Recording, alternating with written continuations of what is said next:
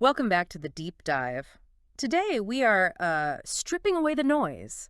We're going to take a really hard look at the engine that runs underneath all of our decisions. You mean how we think? How we think, how we observe, and ultimately how we persuade. We live in this economy of opinions. Everyone has one. Oh, absolutely. They're everywhere. But very, very few people can actually build an argument that stands up to scrutiny. I mean, one that genuinely moves the needle in a boardroom or, holds up under rigorous academic critique. Right. It's the huge distinction between just having a thought and actually building a case. And frankly, in the professional world, that distinction is, well, it's everything. It's the whole game. It separates the noise from the signal. 100%. Exactly. So for this deep dive, we're tackling a university-level framework. It's titled The 5 Secrets of How to Observe, Analyze, and Argue. A pretty bold title. It is. And Yeah. we have to give credit where it's due right away. Mm-hmm. This framework, this whole system, it comes from Professor Shihmin. Yes, a very, very significant figure in this space. Professor Lo is from the National Jinan University in Taiwan. And what really defines his profile, and this is why I really wanted to cover this, is that he's not just sitting in some ivory tower. He's an expert in strategy, management, and leadership. The big 3. The big 3, yes. But he combines that heavy academic foundation with extensive global market and executive management experience.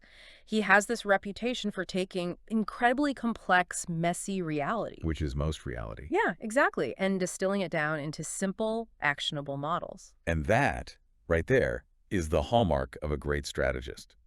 It's not making simple things sound complicated. It's making the complex simple. Yes. And the material we're covering today, which is drawn from his lecture notes and his logical training worksheets, it's designed to do just that, to bridge that gap between theory and what you actually do on a Monday morning. So it's basically a guide on how to stop being an amateur observer. And start thinking like a professional analyst. Exactly. Okay, so we have a lot of ground to cover, and we're going to do this systematically in the spirit of the framework itself. We're going to walk through Professor Lo's 5 pillars. A roadmap for thinking. Roadmap, yes. We're going to start with observation, how to separate fact from fiction, really. Then we move to logic connecting cause and effect. After that, research how to find the truth. And then the really meaty parts. Right. Analysis using dialectical thinking. And finally, the payoff. Hypothesis building the model that explains it all. And it has to be a linear progression. You can't build a solid model if your logic is flawed. And you can't have sound logic if your initial observation was just, a biased opinion. Every step builds on the last one. So let's start at the very beginning. Part 1, observation, or as the notes call it, the camera lens. This is the foundation, and it's where most people fail immediately. The core problem, as Professor Lo points out so clearly, is that we treat I feel or I think as if it were a reality. We take our internal monologue as gospel. We do. We have this internal mental filter. We see something, and our brain just instantly processes it, judges it, attaches an emotion to it. Yeah. And we mistake that final output, the emotion, the judgment, for the raw data itself. Right. So if I walk into a store and I say, wow, this place is chaotic, I feel like I'm describing the store, but I'm really not, am I? Not at all. Chaotic is a judgment. It's a decoding of the environment by your brain. A camera doesn't see chaos. A camera just sees what's there. It sees a pile of clothes on the floor. It sees 3 people talking at once. It sees an overflowing trash can. It records specific objective data points. It doesn't offer a summary judgment. So the methodology to get around this filter is called the camera test. Precisely. To distinguish a fact from an opinion, you have to ask yourself a very simple question. Which instrument collected this information? Was it an external objective device, or was it your brain? Okay, so let's unpack those external devices first. We're talking about cameras, microphones, things like that. Exactly. Objective facts are elements that can be recorded without interpretation. Yeah. So, visuals, what a camera sees. Specific actions, the physical setup of a room. Audio, what a microphone hears. The specific words someone used, not your interpretation of their tone, the decibel level of a sound. And data, heart data. Yes, data. What's written into a financial report, a timestamp on a server log, a measurement from a sensor, things that are quantifiable and verifiable. And then on the other side of that coin, we have the subjective opinions. And that is the brain's domain. That's where all the interpretation happens. It includes decoding, which is what you did with chaotic, judgments like efficient or beautiful or unprofessional. All labels. They're all labels. And it includes emotions, reactions like, I feel anxious in this room, or this coffee tastes bad. Those are reports on your internal state, not on the external world. Okay, so this feels hard. It's hard to turn that brain filter off. It's incredibly difficult, Yeah. which is why Professor Lowe gives a very practical, tactical rule. It's called the no adjectives rule. I love this rule. It sounds so simple, but when you try to actually do it, It's a real discipline. It forces you to be precise. You see, opinions almost always rely on adjectives to describe quality or intensity. The line is long. The clerk is rude. The presentation was boring. long, rude, boring, all adjectives, all opinions. Correct. Facts, on the other hand, they utilize specific numbers, nouns, and verbs. They describe what is, not how you feel about it. So let's run the test. Instead of the line is long, the camera sees what? The camera sees the line has 4 people, or the line extends past the designated queue area. Much more specific. Okay, what about the coffee is bad? That's a classic one. That's a tricky one, you're right, because taste is inherently subjective. But a fact might be the coffee was served at 60 degrees Celsius, or the customer threw the coffee away after taking 1 sip. Ah, so you focus on observable behavior. You focus on what a camera could record. The act of throwing it away is a fact. Your judgment about why they threw it away, that comes later. This is a great tool for just, taking notes in a meeting or observing a process. It's fundamental for field notes. If your first layer of data is contaminated with opinion, everything you build on top of it will be wobbly. The source material offers a more structured way to handle this, a framework called ORID, or sometimes 4F. Can we walk through that? Yes, it's a fantastic layering system. You can imagine it like peeling an onion. You absolutely cannot get to the deeper layers until you've documented the outer ones cleanly. So what's the first layer, the skin of the onion? The first layer is O for objective, which corresponds to F for facts. This is the pure camera lens view. The only question you're allowed to ask is, what did I specifically see, hear, or count? No interpretation allowed whatsoever. Just the raw data dump. Pure data. Only after you have that documented do you move to the second layer. R for reflective. F for feelings. How did I feel about what I just saw? It's perfectly okay to have feelings. I felt frustrated. I was confused. But you must acknowledge that this is your internal reaction, not the objective reality. You label it as such. You quarantine the emotion. Beautifully put. You quarantine it. Then layer 3, I for interpretive, or the third F, findings.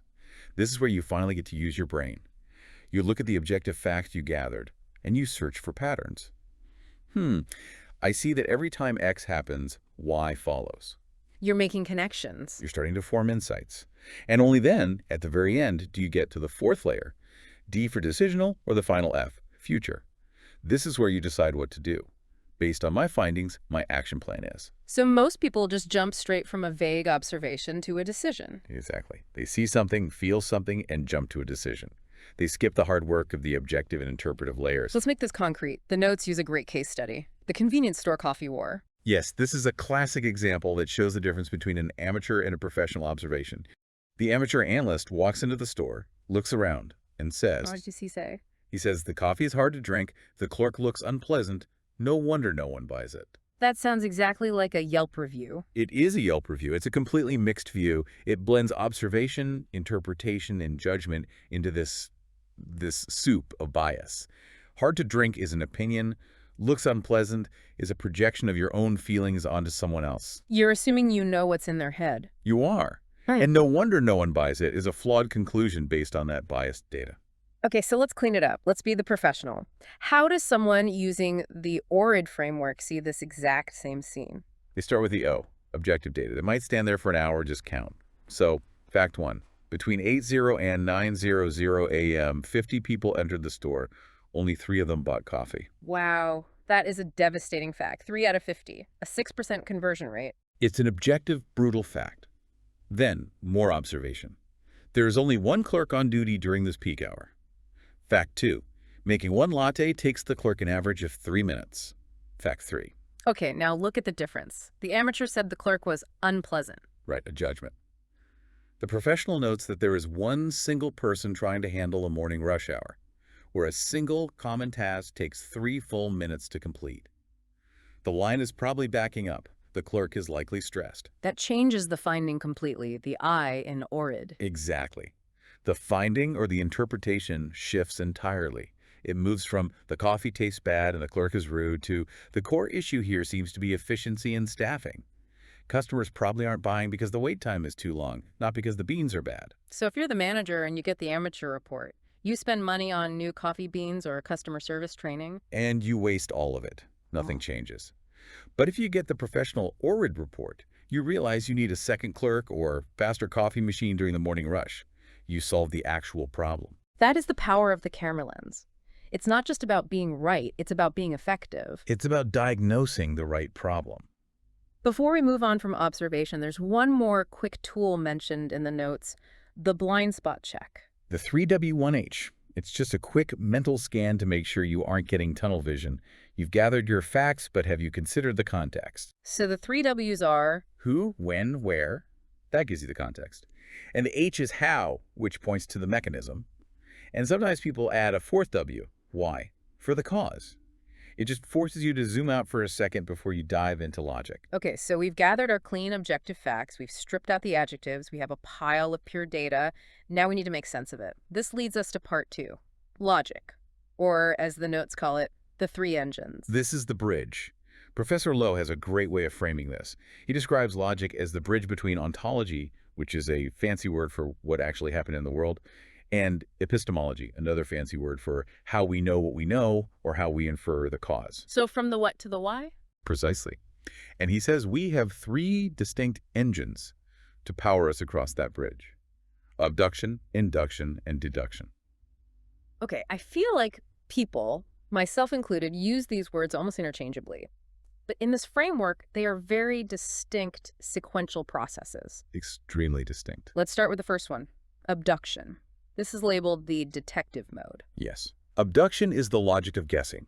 It's observing a result and inferring the most likely cause. You're working backward from the evidence. The classic example is you wake up, you look outside, and the ground is wet. That's the result. Okay, ground is wet. You use abduction to infer it likely rained overnight. But it could have been a sprinkler system, or the fire department could have been flushing a hydrant. Exactly. Abduction is not proof. It is a hypothesis generator. Well, it's your best, most plausible guess based on the evidence at hand. It's the starting point of an investigation. So in a business context. In a business context, say a big company launches its new flagship phone and sales drop 40% in the first month compared to the last model. That's the result. The wet ground. That's the wet ground. The marketing department immediately uses abduction. Maybe our price point is too high. That's one hypothesis. The product department uses abduction. Maybe those early reviews about the battery overheating are scaring people off. That's another hypothesis. So they're both just educated guesses, trying to explain the cause. They are detectives looking for a plausible story. Okay, so how do we move from just guessing to actually knowing? That must be the second engine. Induction. The scientist. That's it. Induction is about finding general rules from multiple observations. You don't just look at one wet driveway on one morning. You look at 100 instances. You observe every time it rains, the ground gets wet. You see it again and again. You collect data points until you can establish a reliable pattern. You're moving from a single case to a general principle. You are. Now let's go back to that failing phone. Right. We had 2 guesses. Price or overheating. The team doing induction doesn't just guess. They pull the historical sales data for the last 5 years. They analyze every phone launch. And they find a powerful pattern. Every single time a phone is priced over $30,000, let's say, without a significant trade-in offer, it fails to meet its sales targets. Uh-huh. Now we aren't just guessing about this phone. We've established a rule based on a whole set of data. Precisely. That is the power of induction. And once you have a reliable rule, you can finally use the third and most powerful engine, deduction, the decision maker. This is where we go from looking at the past to predicting the future. Yes. Deduction takes a general rule and applies it to a specific current case to predict a specific result. The logic is, the rule is that rain makes the ground wet. I see that it is raining now. Therefore, I can deduce that the ground outside will be wet soon. So for our phone company, their rule from induction is, phones over $30K without trade-ins fail. Their specific case is, we just launched a phone over $30K without a trade-in. The deduction is a painful one. Our phone was destined to fail. But the actionable deduction is, if we launch a trade-in program now, based on our established rule sales, we'll likely recover. It's a complete logical loop. You see a problem and make a guess, abduction. You research the pattern to see if your guess holds up, induction. And then you execute a solution based on that proven pattern, deduction. You've nailed it. And the critical point here is that most people and most companies, they skip the middle step. They skip induction. They skip the science part, they make a guess, abduction, and then they immediately act on it as if it's a fact, deduction. Sales are down, it must be the price. Quick, lower it by 8%. They never stop to check if price is actually the valid rule. And that is where so much strategy fails. They act on a hunch instead of a principle. And to check that rule, to do that induction phase properly, you need to dig deeper. You need step 3, research, which Professor Lowe defines very cleverly as research, a repeated exploration. It's not just search. It implies a rigorous, repeated effort to find the truth to verify your logic. And here, we get into that classic, sometimes heated debate in the world of analysis. Quantitative versus qualitative. The battle of numbers versus stories. That's a great way to put it. The notes have a fantastic analogy for this. Quantitative research is like measuring a person's height and weight. It gives you precise, objective metrics. And qualitative. Qualitative is like reading a novel to understand that same person's character, their motivations, their fears. One gives you the statistics, the other gives you the soul. Okay, so let's break that down. Quantitative focuses on generalization, measurement, and the what. It answers questions of magnitude. How many, how much, what percentage. It's about finding broad patterns in large data sets. And qualitative is the flip side. It focuses on context, interpretation, and the why. It's not about how many people do something, but why they do it. What does it mean to them? What's the cultural context? Let's use the Netflix case study from the notes. This really clarifies when you'd pick which tool. Right. Netflix is a data powerhouse. They are masters of quantitative research. When they want to answer a question like, at what specific minute do viewers, on average, quit watching a new show? Or, do action movies perform better on weekends than dramas? That's a quant question. That is a pure quantitative question. It's big data. They can analyze millions of users and get a statistically significant answer. It tells them what is happening at a massive scale. But the numbers have their limits, don't they? They absolutely do. Let's say a huge, high-budget new series is failing. The data can tell you that it's failing. The data can even tell you that 70% of viewers turn it off at the 22-minute mark of episode 1. Which is very valuable information. It is. But it cannot tell you why. It can't tell you that there's no emotional connection to the protagonist. The spreadsheet can't tell you that the main character is just annoying. Ha! Yes, I've seen that show. We all have. To get that why, you need qualitative research. You need to run focus groups. You need to do in-depth interviews with a small number of viewers and hear them say, in their own words, I just didn't care about his struggle, or the dialogue felt really clunky. You need the novel, not just the scale. So the professional analyst knows which tool to pick from the toolbox. You don't use a focus group of 10 people to try and calculate your national market share. And you don't use a massive survey to understand a deep, nuanced cultural issue. You use the right tool for the right question. And very often, the best analysis uses both. You find the what in the big data, and then you use qualitative methods to explore the why behind it. So we've observed our facts cleanly, we've built a logic chain, we've researched the data with the right tools, now we have to put it all together. This brings us to step 4, analysis, and specifically a concept called dialectical thinking. This is my favorite part of Professor Lowe's entire framework. I think it's a superpower. It completely challenges the binary way we usually argue and think about problems. You mean pro versus con, support versus oppose? Exactly. It's very adversarial. It's a debate club mindset. I'm right, you're wrong, and my goal is to defeat your argument. Which is how most meetings and, frankly, most political discourse works. It is. But dialectics asks for a much higher level of thinking. The idea comes from the philosopher Hegel. He said you start with a thesis, an argument or proposition. Then you fully explore its opposite, the antithesis, the counter-argument. Okay, thesis and antithesis. But here's the crucial part. The goal isn't for the thesis to defeat the antithesis, or vice versa.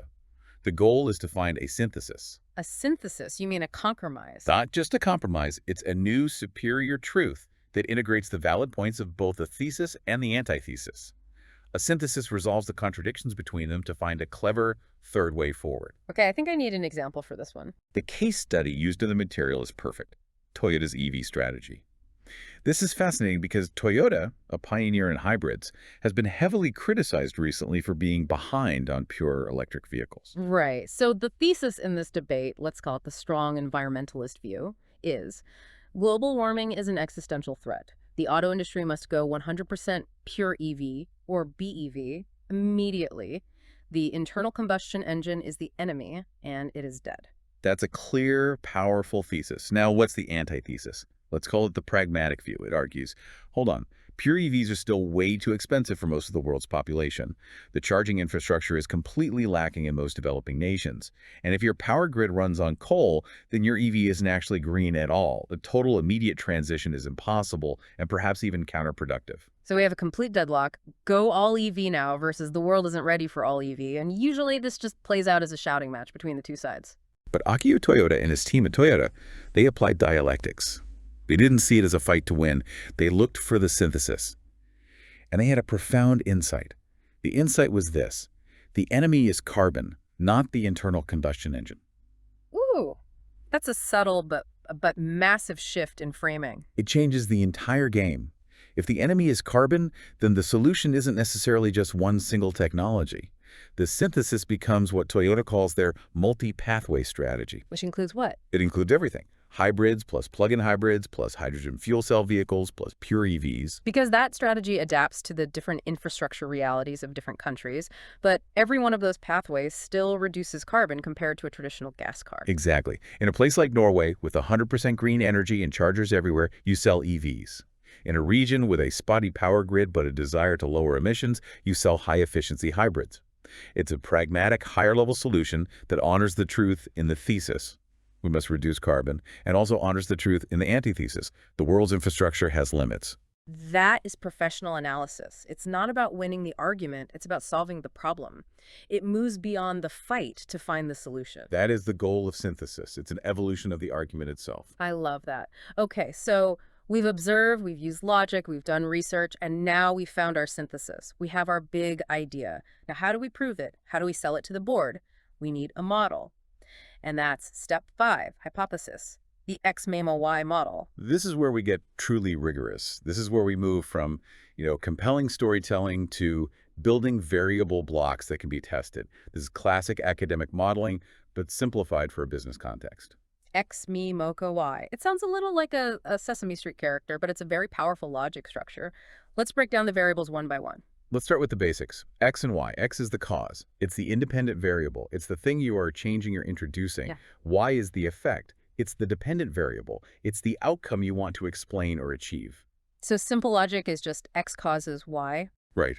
Increased ad spending, X, causes increased sales, Y. More hours studying, X, causes a higher exam score, Y. But the real world is rarely that simple, is it? Almost never. And that is where me and Mo come in to add sophistication. Let's talk about me first. Me stands for mediator. The mediator is the bridge. It answers the question why or how. X leads to me, and then me leads to Y. If you take out the mediator, the path is broken. X doesn't cause Y directly. It's the mechanism. Okay. And Mo stands for moderator. The moderator is the when or under what conditions. It represents the context or some kind of interference. I like to think of it as a volume knob. A moderator can strengthen the effect of X on Y, weaken it, or even block it completely. Okay, this is a bit abstract. Let's ground it with the influencer marketing case study from the notes. A perfect example. So a company's goal is to increase purchase intention. That's our outcome, so that's why. Y is purchase intention. Got it. To achieve this, they hire a popular influencer to recommend their product.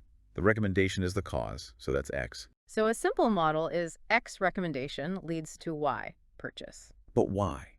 Why does a recommendation from a stranger on the internet lead to you wanting to buy something? It's not magic. The mediator, me, is trust. Ah, of course. The viewer buys the product because they trust the influencer's judgment. So the real path is the recommendation X builds trust me, and that trust me then leads to purchase intention, Y. If the influencer is a known liar, X still happens. They still make the video. But me trust never gets activated, so Y doesn't happen. The bridge is out. Okay, that makes total sense. That's the bridge. Now, what about the volume knob, the moderator? The moderator, in this case, could be price. Let's say the influencer is highly trusted. The bridge of trust me is very strong. If the product they're recommending is a $5 snack, the effect is fast and powerful. High trust, low friction, boom, you get a sale. The volume is turned up to 11. But what if that same trusted influencer is recommending a luxury car? Exactly. Even if I deeply trust their opinion, I probably don't have the money to just go buy a Ferrari. The price acts as a moderator. A high price blocks or severely weakens the effect, turning the volume way down despite the high level of trust. So the full sophisticated model is the influencer recommendation, X, builds trust in, which in turn leads to purchase intention, Y, but the strength of this entire chain is moderated by the price of the product, Mo. Yes, and that is so much more powerful and useful than just saying influencer marketing works sometimes. It lets you diagnose failure. If your campaign didn't work, you can ask, was it a failure of X? We picked a bad influencer. A failure of me? The audience just didn't trust them. Or was it a failure of Mo? We tried to sell a car when we should have been selling a snack. Now you can diagnose and fix the real problem. You have levers to pull. This is incredible. This brings us to the capstone, the final exam, if you will, for this whole framework. We are going to take all 5 of these pillars, observation, logic, research, analysis, hypothesis, and apply them to one massive, complex, real-world case, TSMC's global expansion and specifically their new factory in Arizona. Yes, this is a case Professor Liu uses to demonstrate the full power of the framework because it is just so messy. It's timely, it's political, it's cultural, and it's full of conflicting information and emotions. It's the perfect test. All right, let's do it. Step 1, observation, separating fact from sentiment. What was the noise around TSMC Arizona? Oh, the media narrative was intensely emotional. You heard all these subjective feelings, feels chaotic over there. I'm worried about a culture clash. And then you had the really loaded adjectives, right? Taiwanese managers think American workers are lazy. American engineers think the Taiwanese management style is enslavement. Lazy, enslaved, chaotic. All subjective judgments, not facts. Pure opinion. So a professional observer has to cut right through that. What are the camera facts? What can we prove? Fact 1, we can look at financial reports and construction bids. U.S. construction costs are, depending on the report, at least 4 to 5 times higher than building the same facility in Taiwan. That's a number. Okay, fact 1, costs are 4x higher. Fact 2, we can find public records. U.S. labor unions filed a formal petition against the plan to bring in Taiwanese technicians to help set up the factory. That's a documented event. Fact 2, unions petitioned. Fact 3, we can use a data scraper on a site like Glassdoor. The reviews from the Arizona plant explicitly and repeatedly cite phrases like long work hours and military-style management. Those are direct quotes. We're not interpreting. We're recording what was written. Okay, so those are our objective facts. Costs are 4x. Petitions were filed. Specific complaints about long hours were recorded. No feeling words. Now, step 2, logic. And let's combine it with step 4. Analysis and the dialectics. We need to make sense of the situation. Right, we have a huge strategic tension here. A perfect thesis and antithesis. The thesis, we can call it the global layout view, says TSMC must go to the U.S. They have no choice. It's about geopolitical hedging against a potential conflict in the Taiwan Strait. Plus, their biggest clients, Apple, NVIDIA, AMD, are all there. They need to be close to the customer. That's the strategic imperative. So what's the antithesis? The antithesis is the cost efficiency view, and it basically says, this is strategic suicide. The costs are 4 times higher. The entire TSMC miracle is built on an efficiency model that relies on the Taiwanese work ethic, supply chain clustering, and engineering talent. You cannot just copy-paste that to Arizona. It will destroy the company's legendary profit margins. So go for political security or stay for profit and efficiency, a classic business school dilemma. How do we find the synthesis? The synthesis is what seems to be emerging as their actual strategy, the dual-track model. The core insight is you don't try to make the Arizona plant a perfect copy of a Taiwan plant. That's the mistake. That will fail. So you give it a different role. You give it a different role entirely. The synthesis argues, position the U.S. plant as a high-premium service center. It's like a boutique. Yes, it absorbs lower efficiency and much higher costs, but it provides immense value through client closeness, access to U.S. government subsidies from the Chia PS Act, and geopolitical safety. It's a VIP lounge for their most important customers. And the Taiwan plants. The Taiwan plants remain the high-efficiency manufacturing base. They are the workhorses, the engine room of the company. You don't force the U.S. plant to compete with the Taiwan plants on cost. You let them have different complementary missions, and that resolves the central conflict. That is a brilliant synthesis. Okay, now for the grand finale. Let's build the model. Step 5, the X Mayhem Mo Y of TSMC Arizona. This is a complex one, but if you stick with the structure, it makes perfect sense. Let's start with our outcome, Y. What are we trying to explain or achieve? Y is overseas plant operational performance. We want it to be high. Okay, Y is performance. What's the cause? What's X? The key action, the cause, X, is cross-cultural management adaptation. TSMC has to adapt its top-down military-style management. They can't just shout orders and expect 12-hour days. They need to create a hybrid style. So adapting management X leads to better performance. Not directly. It's not that simple. Yeah. There's a crucial bridge, a mediator. The mediator, me, is organizational commitment. Meaning buy-in from the local workers. Exactly. The logic is management changes, X, will only improve plant performance, Y, if they first generate a genuine sense of belonging, loyalty, and commitment, me, in the American engineers.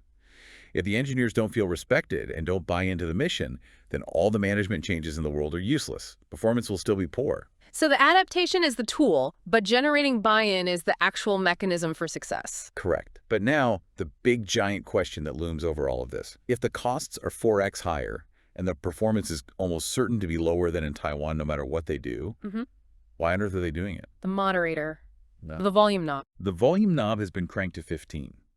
The moderator, Mo, is geopolitical pressure. From both the U.S. and Taiwanese governments? And their clients. Standard business logic looking at the numbers would say, stop this project.